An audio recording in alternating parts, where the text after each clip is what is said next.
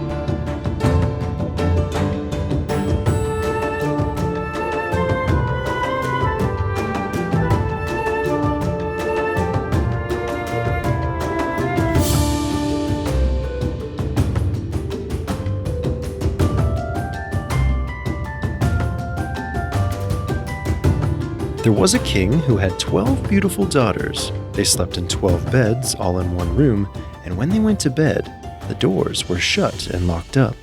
But every morning, their shoes were found to be quite worn through, as if they had been danced in all night, and yet no one could find out how it happened or where they had been.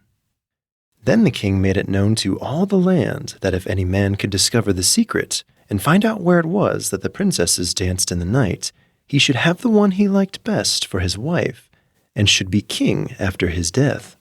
But whoever tried and did not succeed, after 3 days and nights, should be put to death. A king's son soon came, and he was well entertained, and in the evening was taken to the chamber next to the one where the princesses lay in their 12 beds. There he was to sit and watch where they went to dance, and, in order that nothing might pass without his hearing it, the door of his chamber was left open. But the king's son soon fell asleep, and when he awoke in the morning, he found that the princesses had all been dancing, for the soles of their shoes were full of holes. The same thing happened the second and third night, so the king ordered his head to be cut off. After him came several others, but they had all the same luck, and all lost their lives in the same manner. Now it chanced that an old soldier, who had been wounded in battle and could fight no longer, passed through the country where his king reigned, and as he was traveling through a wood, he met an old woman who asked him where he was going. "I hardly know where I am going, or what I had better do," said the soldier, "but I think I should like very well to find out where it is that the princesses dance, and then in time I might be a king." "Well," said the old dame, "that is no very hard task. Only take care not to drink any of the wine which one of the princesses will bring to you in the evening, and as soon as she leaves, you pretend to be fast asleep." Then she gave him a cloak and said, "As soon as you put that on, you will become invisible, and you will then be able to follow the princesses wherever they go." When the soldier heard all this good counsel, he determined to try his luck. So he went to the king and said he was willing to undertake the task.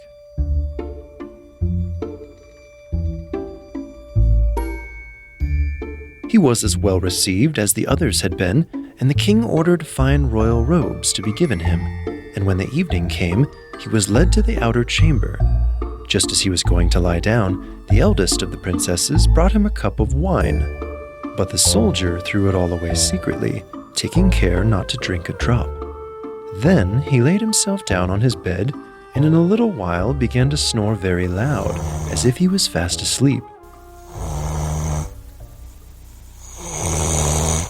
When the 12 princesses heard this, they laughed heartily, and the eldest said, "This fellow too might have done a wiser thing than lose his life in this way." Then they rose up and opened their drawers and boxes, and took out all of their fine clothes and dressed themselves at the glass, and skipped about as if they were eager to begin dancing. But the youngest said, "I don't know how it is. While you are all so happy, I feel very uneasy. I am sure some mischance will befall us." "You simpleton," said the eldest, "you are always afraid. Have you forgotten how many kings' sons have already watched in vain? And as for this soldier, even if I had not given him his sleeping draught, he would have slept soundly enough." When they were all ready, they went and looked at the soldier, but he snored on and did not stir hand or foot, so they thought that they were quite safe, and the eldest went up to her own bed and clapped her hands, and the bed sank into the floor and the trapdoor flew open. The soldier saw them going down through the trapdoor, one after another, the eldest leading the way, and thinking he had no time to lose, he jumped up, put on the cloak which the old woman had given him, and followed them. But in the middle of the stairs, he trod on the gown of the youngest princess, and she cried out to her sisters, "All is not right. Someone took hold of my gown." "You silly creature," said the eldest, "it is nothing but a nail in the wall."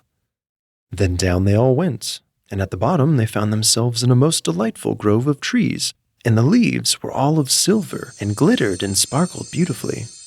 The soldier wished to take away some token of the place, so he broke off a little branch, and there came a loud noise from the tree.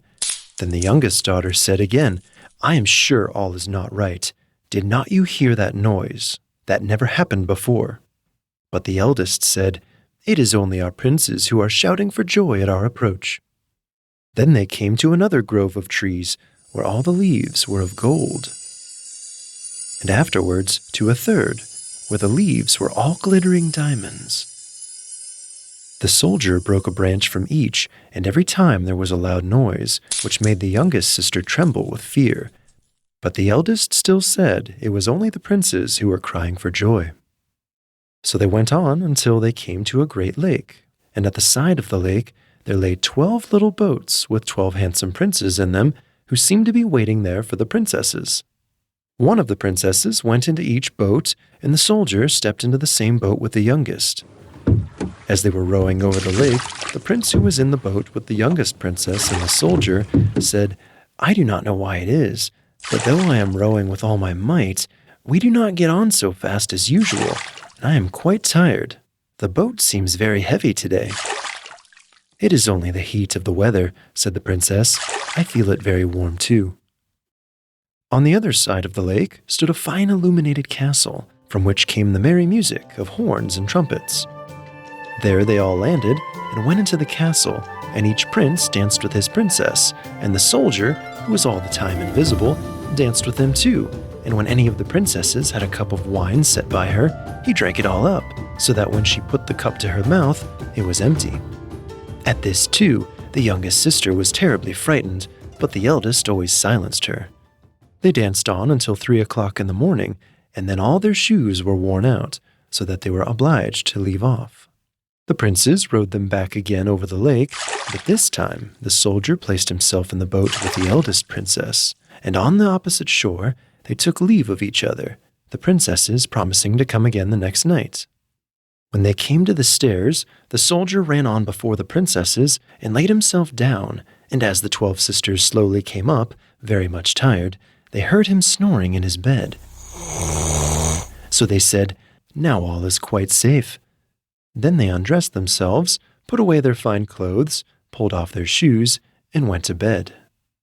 In the morning, the soldier said nothing about what had happened, but he was determined to see more of this strange adventure, and went again the second and third night. And everything happened just as before. The princesses danced each time till their shoes were worn to pieces, and then returned home. However, on the third night, the soldier carried away one of the golden cups as a token of where he had been.